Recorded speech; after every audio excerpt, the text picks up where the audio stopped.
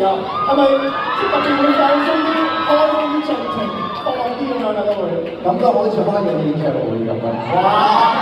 其實我頭先聽到你咁多位唱歌，我都有呢個感覺，所以特別多謝東港城提供咗咁好嘅場地俾我哋，搞咗一個實場見面會。好啦，呢個時候將個舞台交俾你，盡情享受呢幾分鐘。